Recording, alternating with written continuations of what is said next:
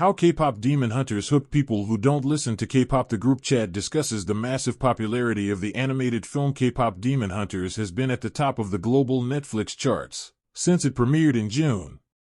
The animated film follows a K-pop girl group fighting their rival K-pop boy group, which also requires them to hunt demons. The outlandish premise, hyper animation, and catchy songs have created a phenomenon that has gripped people around the world. K-pop Demon Hunters and its soundtrack are so popular that it's being released in theaters this weekend for sing-along screenings. Today on Commotion, Korean culture writer Regina Kim, film critic Rachel Ho, and CBC Entertainment reporter Jackson Weaver join guest host Rad Simon Pillai to chat about the massive popularity of K-pop Demon Hunters. We've included some highlights below, edited for length and clarity. For the full discussion, including a review of Naja 2, listen and follow Commotion with Elaman Abdul Mahmood on your favorite podcast player, Rad. This movie premiered on Netflix back in June. It was #1 back then. It has stayed #1 all the way till now, and it's now the second most watched movie in Netflix history. Rachel, talk to me about the staying power that this movie has had. How has it continued to dominate like this? Rachel, I think it's about expectations in a big way. When it first came out, I'm sure a lot of people dismissed it. They thought it's too childlike, or maybe they just weren't into K-pop, K-drama, none of the K-culture. They weren't into it, they weren't feeling it. But then it came out and so many people were talking about it. And I think it was parents whose kids watched it and then they did that thing where they hear it in the other room and they go, "Oh, what's that? That looks interesting," and they end up sitting down. Everybody I know, who I don't assume would be a K-pop Demon Hunter watcher, they all came out watching it being like, "It's actually kind of good," that seemed to be the tagline. And then I think it just snowballed from there. It was word of mouth. A lot of people were surprised, people who aren't into animated films, pop music, whatever you want to call it, they're all loving it. At the end of the day, it's a good movie, and you don't get the hype without a good movie. It doesn't have this type of staying power without actually being a wonderfully animated film, a really compelling story. It's not just hype, you don't get continuing to be the #1 movie on Netflix that has a million things to watch without it actually being good.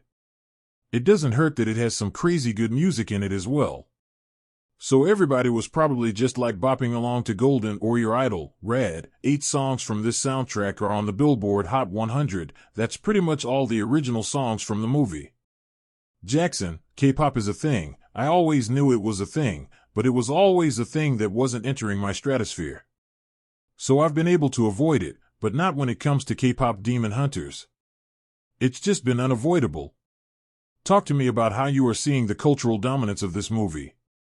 Jackson, I think that what studios actually think is that, if we make something palatable and kind of boring, it's going to reach more audiences. I think that's specifically what we saw with the Lilo and Stitch remake.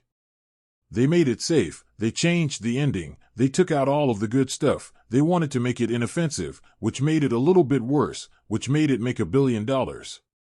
And when Sony was pitched this movie by K-pop Demon Hunters director, Maggie Kong, they're like, "Hey, too scary about K-pop, all Asian cast. We don't want to take a risk on something that's going to be too divisive and too specific."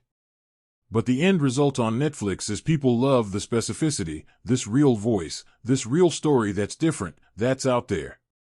Rad, Regina, you actually got to attend the sing-along earlier this week in New York. How did it change the experience for you when it comes to this movie? Regina, when I first saw this movie, it was around 1 a.m. and I saw it on my tiny laptop screen, so it probably wasn't the best experience, right?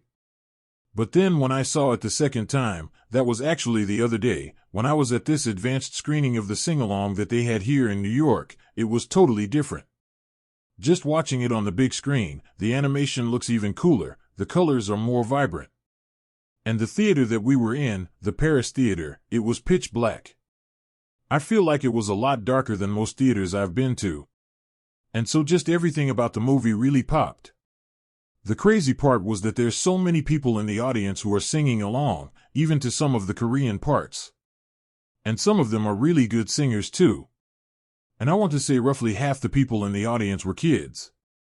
And so just to see, especially the kids, singing along to all these songs, and some of them had apparently memorized some of the lines of the dialogue too, it was a very cool communal experience.